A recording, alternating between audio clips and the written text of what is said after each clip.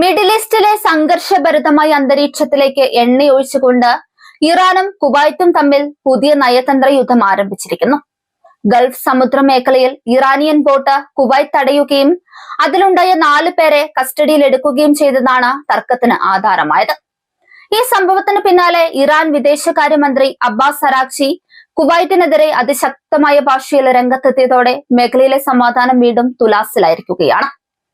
Kuwait തങ്ങളുടെ boat ആക്രമിച്ചുവെന്നും 4 പൗരന്മാരെ നിയമവിരുദ്ധമായി തടഞ്ഞു വെച്ചിരിക്കുകയാണെന്നും അറാഖ്ചി ആരോപിച്ചു. എന്നാൽ ഈ ആരോപണത്തെ പൂർണ്ണമായും തള്ളിക്കൊണ്ടാണ് കുവൈറ്റ് ന്യൂസ് ഏജൻസി രംഗത്തെത്തിയത്. പിടിയിലായവർ സാധാരണ പൗരന്മാരല്ലെന്നും കുവൈറ്റിലെ ബൂബിയർ ദ്വീപിന് സമീപം നുഴഞ്ഞുകയറ്റ ദൗത്യത്തിനായി എത്തിയ ഇസ്ലാമിക് റവല്യൂഷണറി ഗാർഡ് കോർപ്സിലെ ഉദ്യോഗസ്ഥരാണെന്നുമാണ് കുവൈറ്റ് വാദിക്കുന്നത്. കുവൈറ്റിന്റെ ഈ വാദം അടിസ്ഥാനരഹിതമാണെന്ന് പറഞ്ഞ് ഇറാൻ തള്ളി.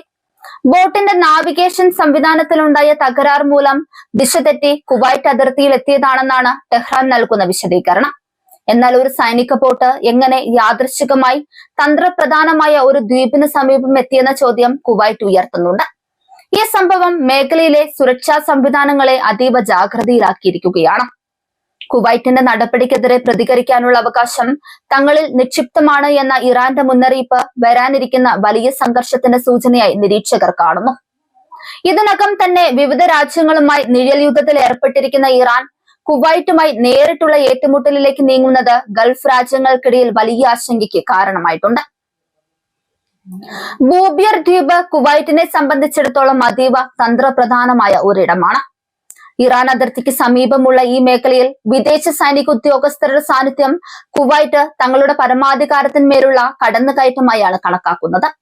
അതുകൊണ്ട് തന്നെ പിടികൂടി ഉദ്യോഗസ്ഥരെ വിട്ടയക്കാൻ കുവൈറ്റ് തയ്യാറായേക്കില്ല. ഈ സംഭവം ഗൾഫ് സഹകരണ കൗൺസിൽ രാജ്യങ്ങൾക്കിടയിലും വലിയ ചർച്ചയായിട്ടുണ്ട്. കുവൈറ്റിന് പിന്തുണയുമായി സൗദി അറേബ്യയും UAEയും രംഗത്തെത്താൻ സാധ്യതയുണ്ട്. ഇറാൻ തങ്ങളുടെ സൈനിക ശേഷി ഉപയോഗിച്ച് അയൽ രാജ്യങ്ങളെ ഭയപ്പെടുത്താൻ ശ്രമിക്കുകയാണെന്ന് കുവൈറ്റ് അന്താരാഷ്ട്ര സമൂഹത്തെ ബോധ്യപ്പെടുത്താൻ ശ്രമിക്കുന്നു. അബ്ബാസ് അറാഖ്ചിയുടെ പ്രസ്താവനകളിൽ കുവൈറ്റിനെതിരെയുള്ള കടുത്ത അമർഷം പ്രകടമാണ്. ഇറാനിയൻ പൗരന്മാരുടെ സുരക്ഷ ഉറപ്പാക്കേണ്ടത് കുവൈറ്റിന്റെ ഉത്തരവാദിത്തമാണെന്നും അവരെ ഉടൻ മോചിപ്പിക്കണമെന്നും അദ്ദേഹം ആവശ്യപ്പെട്ടു. നയതന്ത്ര തലത്തിലുള്ള ചർച്ചകൾ പരാജയപ്പെട്ടാൽ സൈനികമായ നീക്കങ്ങളിലേക്ക് ഇറാൻ കടക്കുമോ എന്നതാണ് ഇപ്പോൾ ഉയരുന്ന പ്രധാന ചോദ്യം. ഇറാഖ് അതിർത്തിയോട് ചേർന്ന് കിടക്കുന്ന കുവൈറ്റ് മേഖലയിലെ രാഷ്ട്രീയ സ്ഥിരതകളിൽ എന്നും ജാഗ്രത പുലർത്തുന്ന രാജ്യമാണ്. ഇറാൻ പിന്തുണയുള്ള ഗ്രൂപ്പുകൾ കുവൈറ്റിലും തങ്ങളുടെ സ്വാധീനം വർദ്ധിപ്പിക്കാൻ ശ്രമിക്കുന്നുണ്ടെന്ന റിപ്പോർട്ടുകൾക്കിടയിലാണ് ഈ നുഴഞ്ഞുകയറ്റ ശ്രമം ഉണ്ടായിരിക്കുന്നത്. ഇത് കുവൈറ്റ് ഇന്റലിജൻസ് വിഭാഗത്തിന്റെ ജാഗ്രതയാണ് വ്യക്തമാക്കുന്നത്. നാവിഗേഷൻ പരാജയമെന്ന ഇറാന്റെ ന്യായീകരണം അന്താരാഷ്ട്ര തലത്തിൽ എത്രത്തോളം സ്വീകരിക്കപ്പെടുമെന്നത് സംശയമാണ്. അത്യാധുനിക സാങ്കേതിക വിദ്യകൾ ഉപയോഗിക്കുന്ന IRGC വിഭാഗത്തിന് ഇത്തരമൊരു പിഴവ് സംഭവിക്കാനുള്ള സാധ്യത കുറവാണെന്ന് പ്രതിരോധ വിദഗ്ധർ ചൂണ്ടിക്കാട്ടുന്നുണ്ട്. ഇതൊരു ആസൂത്രിതമായ ചാരപ്രവൃത്തിയുടെ ഭാഗമാണെന്ന കുവൈറ്റിന്റെ ആരോപണത്തിന് ഇത് ബലം പകരുന്നുണ്ട്. ഗൾഫ് സമുദ്രപാതയിൽ ഇറാൻ നടത്തുന്ന സൈനികാഭ്യാസങ്ങൾ പലപ്പോഴും അയൽ രാജ്യങ്ങളുമായി തർക്കങ്ങൾക്ക് കാരണമാകാറുണ്ട്. എന്നാൽ ഒരു പരമാധികാര രാജ്യത്തിന്റെ തീരത്ത് സൈനിക ഉദ്യോഗസ്ഥരെ നേരിട്ട് അയക്കുന്നത് വലിയൊരു പ്രകോപനമാണ്. കുവൈറ്റ് ഈ വിഷയത്തിൽ വിട്ടുവീഴ്ചയില്ലാത്ത നിലപാടാണ് സ്വീകരിച്ചിരിക്കുന്നത്. മേഖലയിലെ നിലവിലെ സാഹചര്യത്തിൽ ഒരു പുതിയ യുദ്ധമുഖം തുറക്കപ്പെടുന്നത് ലോക സമ്പദ് വ്യവസ്ഥയെ സാരമായി ബാധിക്കും. എണ്ണ വ്യാപാരത്തിന്റെ പ്രധാന കവാടമായ ഈ മേഖലയിൽ സംഘർഷം പടരുന്നത് ഇന്ധനവില കുതിച്ചുയരാൻ കാരണമാകും. അതിനാൽ തന്നെ അമേരിക്ക ഉൾപ്പെടെയുള്ള രാജ്യങ്ങൾ ഈ വിഷയത്തിൽ ഉടൻ ഇടപെടാൻ സാധ്യതയുണ്ട്. ഇറാൻ നൽകിയ അവസാന മുന്നറിയിപ്പ് കുവൈറ്റിനെ പ്രതിരോധത്തിലാക്കാൻ ലക്ഷ്യമിട്ടിട്ടുള്ളതാണ്. തടവിലാക്കപ്പെട്ട ഉദ്യോഗസ്ഥരെ മോചിപ്പിക്കാൻ സമ്മർദ്ദം ചെലുത്തുകയാണ് ടെഹ്റാൻ ഇതിലൂടെ ചെയ്യുന്നത്. എന്നാൽ കുവൈറ്റ് ഈ ഭീഷണിക്ക് വഴങ്ങാൻ തയ്യാറല്ലെന്ന് കുവൈറ്റ് ന്യൂസ് ഏജൻസി വ്യക്തമാക്കുന്നു. ഇർബിലിലും ഹോർമുസിലും നടക്കുന്ന സംഘർഷങ്ങൾക്ക് പിന്നാലെയാണ് കുവൈറ്റ് അതിർത്തിയിലും അസ്ഥിരതയുണ്ടാകുന്നത്. ഇത് ഇറാന്റെ ഒരു വലിയ തന്ത്രത്തിന്റെ ഭാഗമാണോ എന്ന് പലരും സംശയിക്കുന്നു.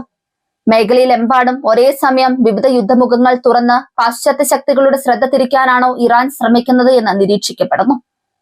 കുവൈറ്റിലെ സാധാരണ ജനങ്ങൾക്കിടയിലും ഈ സംഭവം വലിയ പരിഭ്രാന്തി ഉണ്ടാക്കിയിട്ടുണ്ട്. ഇറാൻ വിരുദ്ധ വികാരം കുവൈറ്റിൽ ശക്തമാക്കാൻ ഇത് കാരണമായി.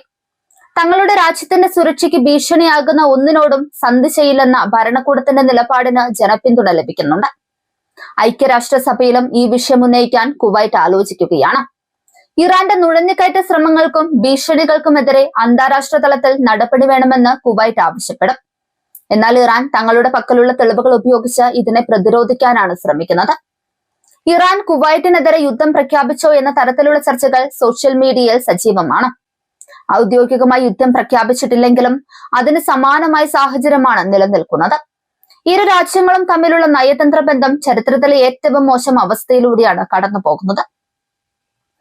ബൂബിയൻ ദ്വീപിന് സമീപം നടന്ന ഏറ്റുമുട്ടലിൽ ആർക്കെങ്കിലും പരിക്കേറ്റോ എന്ന കാര്യത്തിൽ വ്യക്തതയില്ല. എങ്കിലും കനത്ത വെടിവെപ്പ് നടന്നതായാണ് ചില പ്രാദേശിക റിപ്പോർട്ടുകൾ സൂചിപ്പിക്കുന്നത്. കുവൈറ്റ് സൈന്യം അതിർത്തിയിൽ പെട്രോളിംഗ് ശക്തമാക്കുകയും ഏത് സാഹചര്യത്തെയും നേരിടാൻ സജ്ജമായിരിക്കുകയും ചെയ്യുന്നു. ഈ വിഷയത്തിൽ ചൈനയുടെയോ റഷ്യയുടെയോ ഇടപെടൽ ഉണ്ടാകുമോ എന്നും ലോകം ഉറ്റുനോക്കുന്നുണ്ട്. ഇറാനുമായി അടുത്ത ബന്ധം പുലർത്തുന്ന ഈ രാജ്യങ്ങൾ സംഘർഷം ലഘൂകരിക്കാൻ ശ്രമിച്ചേക്കാം. എന്നാൽ കുവൈറ്റിന്റെ പരമാധികാരത്തെ ചോദ്യം ചെയ്യുന്ന നടപടിയായതിനാൽ അവരും ജാഗ്രതയോടെ മാത്രമേ പ്രതികരിക്കുകയുള്ളൂ. നയതന്ത്ര പരിഹാരത്തിന് ഇനിയും സാധ്യതയുണ്ടെന്നാണ് ചിലർ കരുതുന്നത്. എന്നാൽ ഇറാൻ വിദേശകാര്യമന്ത്രിയുടെ ഫൈനൽ വാർണിംഗ് ചർച്ചകൾക്കുള്ള വാതിലുകൾ അടയ്ക്കുന്നതാണ്. ഇറാന്റെ ഭാഗത്തു നിന്നുള്ള അടുത്ത നീക്കം എന്തായിരിക്കും എന്നതിനെ ആശ്രയിച്ചിരിക്കും മിഡിൽ ഈസ്റ്റിന്റെ ഭാവി. കുവൈറ്റും ഇറാനും തമ്മിലുള്ള ഈ ശാക്തിക മത്സരം മേഖലയിലെ സമാധാനത്തിന് വലിയ വെല്ലുവിളിയാണ് ഉയർത്തുന്നത്. ഒരു ബോട്ടിൽ തുടങ്ങിയ തർക്കം ഇപ്പോൾ ഒരു വലിയ നയതന്ത്ര പ്രതിസന്ധിയായി വളർന്നിരിക്കുന്നു.